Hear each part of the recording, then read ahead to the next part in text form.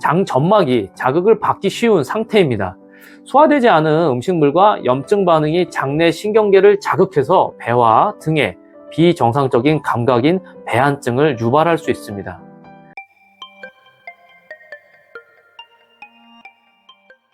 안녕하세요.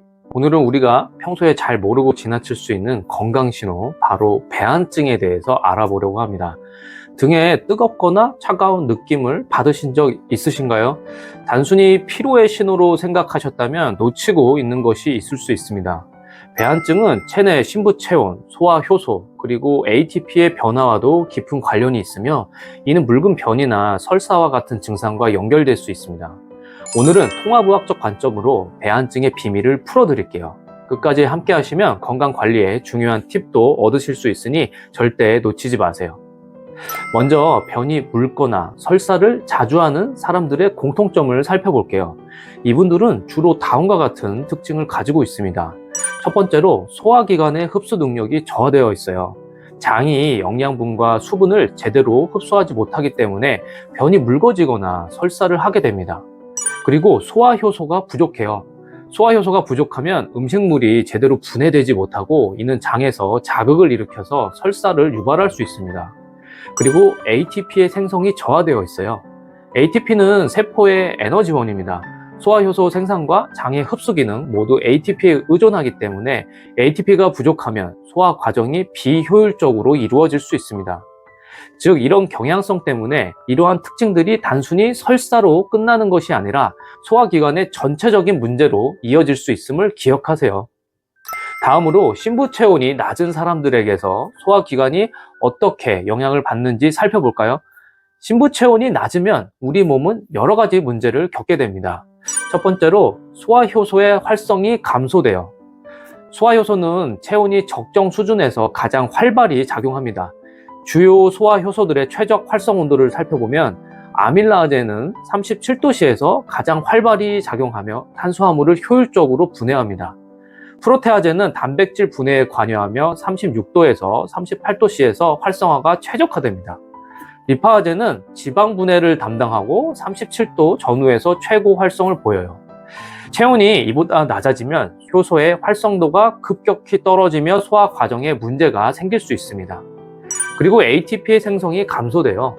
ATP는 일종의 에너지를 말하는데 신부체온이 낮아지면 미토콘드리아에서의 대사 활동이 줄어들어서 ATP 생성이 감소합니다. ATP가 부족하면 소화효소 생산과 장 운동 모두 비효율적으로 이루어지죠. 그리고 혈액순환이 저하돼요. 혈액순환이 약해지면 소화기관으로 가는 혈류가 줄어들어서 영양소와 산소 공급이 감소합니다. 이는 소화효소와 ATP 생성 모두에 부정적인 영향을 미치죠. 결론적으로 신부체온이 낮은 사람들은 소화효소와 ATP 부족으로 인해서 소화기관의 기능이 약화되고 배안증과 같은 증상이 나타나기 쉽습니다. 그렇다면 소화효소와 ATP가 어떻게 배안증과 연결될까요? 첫 번째로 소화효소의 역할이 있습니다. 소화효소는 음식물을 분해해서 몸이 필요한 영양소로 전환합니다. 하지만 효소가 부족하면 장내 음식물이 분해되지 않고 축적되어서 장 점막을 자극하게 돼요. 이는 장 운동을 과도하게 활성화해서 설사나 묽은 변으로 이어지죠. 그리고 소화효소 종류와 신부체온의 관계가 있습니다. 우리 몸에는 여러 종류의 소화효소가 존재해요. 신부체온이 낮아지면 각각의 효소가 제 역할을 못하게 되는데요. 앞서 내용을 반복하면 아밀라아제는 37도씨에서 최적의 활성을 보이고 체온이 낮아지면 탄수화물 소화가 지연될 수 있습니다. 프로테아제는 36도에서 38도에서 활성화되고 단백질 소화 효율이 온도 전하에 민감하게 반응합니다. 그리고 리파아제는 37도에서 가장 활발히 작용하고 체온이 낮아지면 지방 흡수와 분해에 어려움을 겪게 됩니다. 다음으로 ATP의 중요성이 있어요. ATP는 소화효소 생산과 장 흡수 기능을 위한 에너지원입니다. 신부체온이 낮아 ATP 생성이 줄어들면 소화기관의 효율이 떨어지고 이는 변 상태와 직결됩니다. 그리고 배안증과의 관계가 있죠.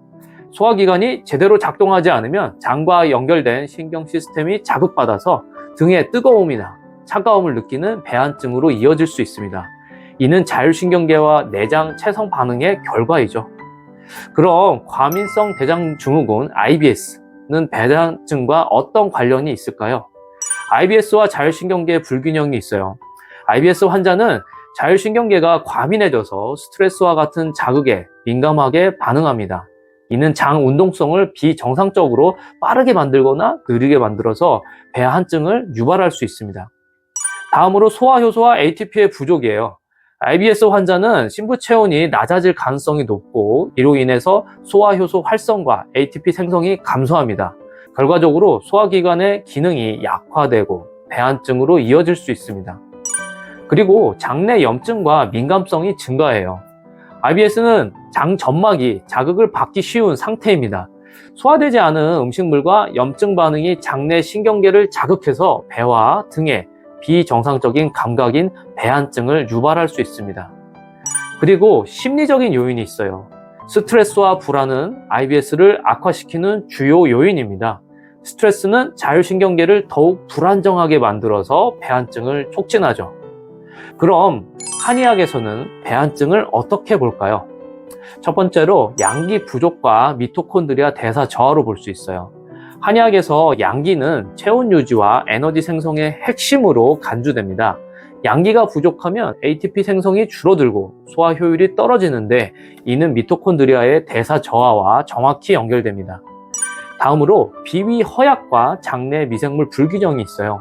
한의학에서 비위는 소화와 흡수를 담당하는 장기로 비위가 약해지면 장내 환경이 불안정해져서 설사와 배한증이 나타납니다.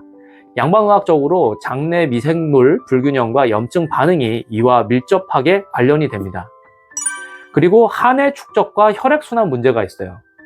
찬 기운이 쌓이면 혈액순환이 저하되고 장과 관련된 자율신경계 균형이 깨질 수 있습니다.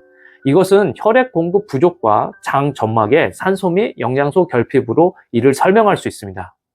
그렇다면 배한증을 한의학과 통합의학적 관점에서 어떻게 관리할 수 있을까요? 첫 번째로 침 치료와 신경 조절이 있어요. 침 치료는 자율신경계를 조절해서 소화기관과 배한증 완화에 도움을 줍니다. 이는 양방의학에서 신경, 내분비 시스템 조절과 유사한 메커니즘을 가집니다. 다음으로 온열 치료와 미토콘드리아 활성화가 있어요. 온열 치료는 몸을 따뜻하게 해서 미토콘드리아 대사를 활성화시키고 ATP 생성을 촉진합니다. 이는 체온 유지와 에너지 생산을 강화하죠. 다음으로 한약 처방과 소화효소 보충이 있습니다. 한약은 비위를 보강하고 양기를 회복시키는 데 도움을 주고 이 부분이 양방의학과 차이가 나는 부분이죠. 한의학에서는 양기를 회복시켜서 면역력을 높입니다. 마지막으로 생활습관 개선과 대사 촉진이 있어요. 따뜻한 음식을 섭취하고 찬 음식을 피하는 것은 통합의학 관점으로 장 건강과 대사 촉진에 모두 효과적입니다. 자, 이렇게 배한증과 과민성 대장과의 관계를 설명드렸습니다. 여러분, 변이 묽거나 설사를 자주 하는 경향이 있다면, 그리고 신부 체온이 낮다면 이는 단순히 소화기관의 문제가 아니라 배한증과 같은 자율신경 질환으로 진행될 수 있다는 점 이해가 되셨나요? 한의학적으로도 이는 몸의 중요한 신호일 수 있으며 대사와 신경 조절의 문제와도 밀접하게 연결됩니다. 오늘 말씀드린 내용을 바탕으로 몸 상태를 점검해 보세요.